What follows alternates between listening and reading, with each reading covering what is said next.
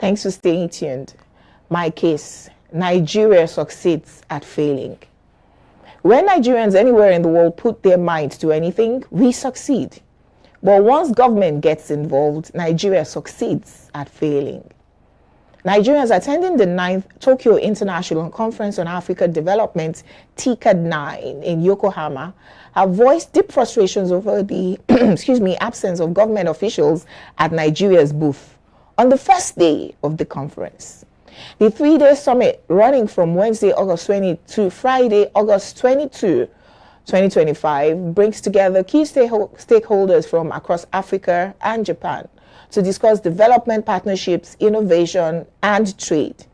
However, the Nigerian booth was notably empty, leaving a Nigerian attendee, Ayodele Idris, to step in as consul for the day. While sad that he had to be answering questions he was not prepared for, he expressed excitement on X about using residual knowledge from investments to answer attendees' questions on topics ranging from solid minerals, land mining, housing, manufacturing to automobiles. It seems like this exposure embarrassed the Nigerian government, and a charge d'affaires was sent to the conference at 6:32 p.m. They claimed the booth was not abandoned, but that the Nigerian exhibition had not been opened. Every other country opened their booth on Wednesday. Nigeria was waiting till Friday to open theirs. Aren't the first and last days of any event the most important days? Idris said he had been criticized for exposing the embarrassing situation. Chetan Wanze, a public analyst, while thanking him, like many other Nigerians did, for stepping in to cover our shame, said there would be no change, however. Cheta shared how he had attended 2 different international conferences that Nigeria participated in, and most times he only saw the government delegates at the airports. They would disappear into the host countries on shopping sprees, only to reappear on their return trip to the country. Esther codes down the drain. There's a Ministry of Foreign Affairs with a substantive minister and minister of state. There's a diaspora commission. There's a Nigerian embassy in Japan. If there's no politically appointed ambassador, which itself is another failure, there are embassy staff. If they're so short-staffed to man the Nigerian booth, why show interest in this conference in the first place and embarrass the country? Here's my verdict. You see the government officials and political leaders we complain about every day. They come from amongst us. A lot of us are corrupt. We have normalized being lax at our duties and giving excuses for bad behavior. And as always, there was tribal bigotry also attached to this case.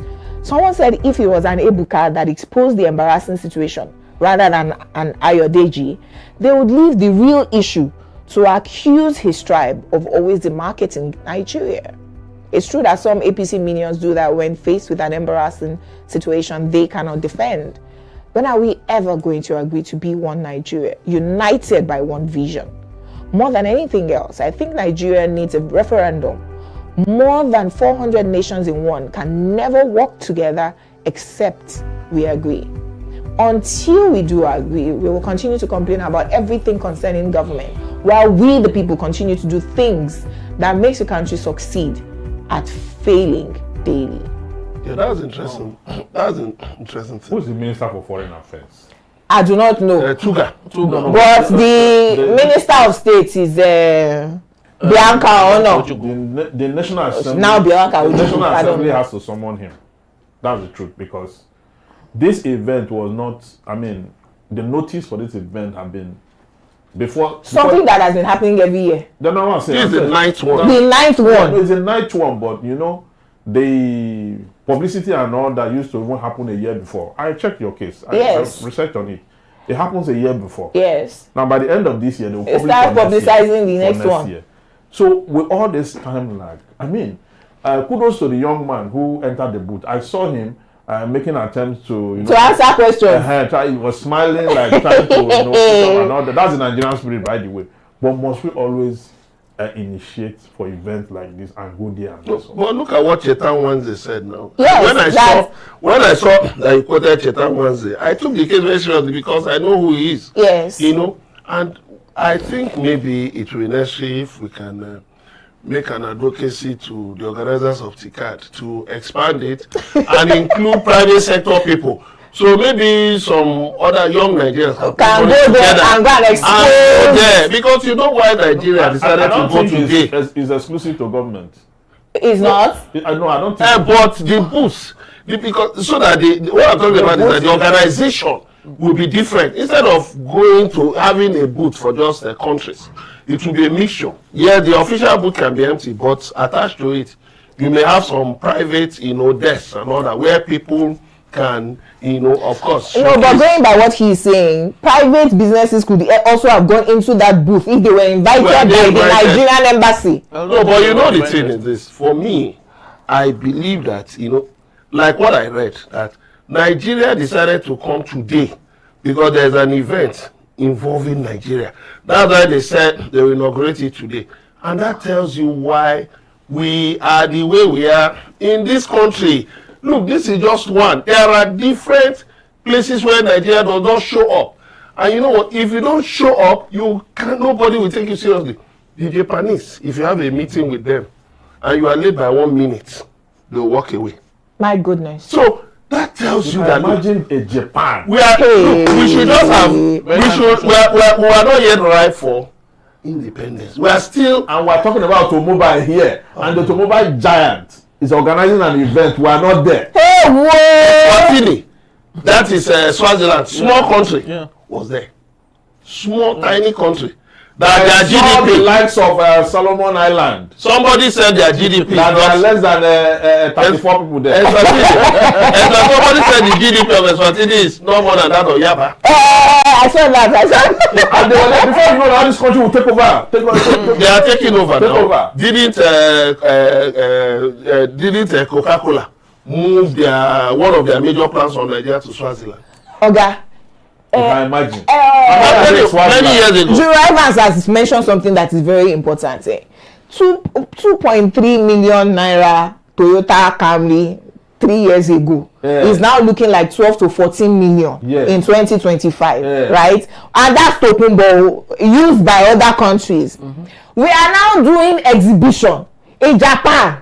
3 days. You say, no, we're not coming on the first day. There for technical. Bayo Onanuga was saying they were there for technical engagement. Wait, what's the meaning of that? Talking about. What's the meaning of that? Maybe the next year's edition, Middlemen will apply. We will apply. What's it? As long and go and do exhibition of ourselves. We can represent our country. Why not? Well researched. Ayodeji Idris represented Nigeria very well. I can talk about solid minerals. Yes. Extensively with the laws. I can talk about the effect. And the Japanese, they are very good in what do you call it, mining. But which language were they speaking? No? It's English. English. No, they speak English. They will have interpreters now. They speak international gathering now. I think what I will say to Nigerians is this: take your destiny in your hands. If look for international conferences. What's his name again? Where is he from? What does he do? And nobody's going to he's threatening America that they will start asking for the social media profiles. For 5 years. And I say you want to knock heads with Donald Trump. Reciprocity. I wish them well. Reciprocity. I wish they want to knock heads with Donald Trump. I wish them all the best. So I would love to say that this is actually not peculiar to us. As we banter about our absence in the booth, in Ghana, I was watching Good Evening in Ghana yesterday. They were actually complaining not because of their lack of presence, but because the parliamentarians denied the president a private jet. He actually took Emirates from Ghana to Dubai.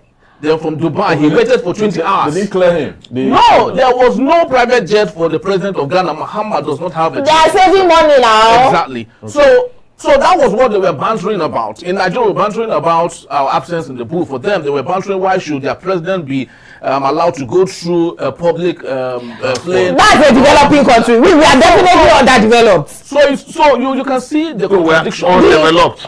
And we ask ourselves, which of the two countries? We are better than Ghana. You are better than Ghana. No, but in terms of policy formulation, you are better than Ghana. Yes, you are better than Ghana.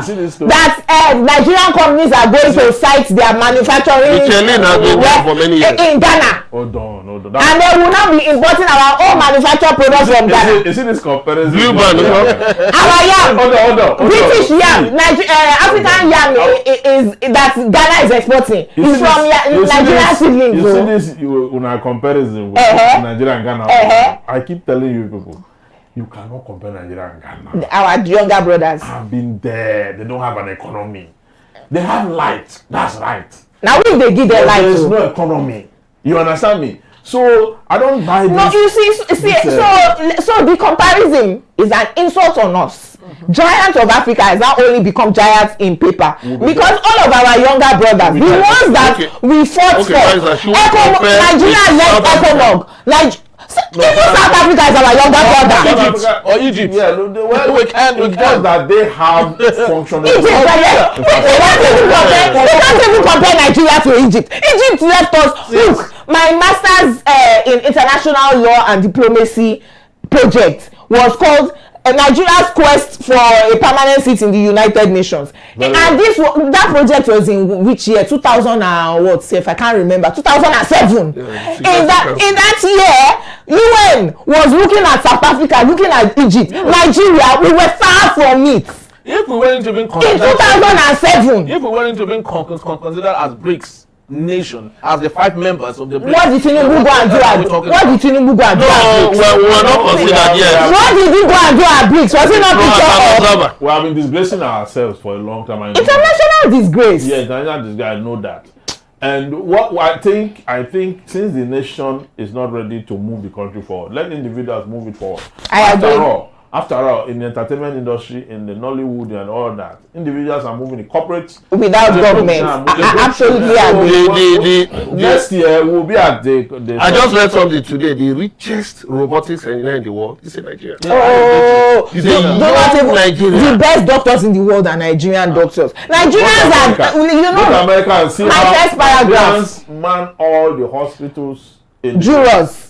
Remember, my first paragraph is that Nigerians everywhere in the world will succeed until government puts leg. Why are we suffering here? Oh God! Well, we will go on a quick break. When we return, Juror Henry Igwebuike will present his case titled "Na Nepotism Dey Kill NTA." Period. Please stay tuned. There's more to uncover.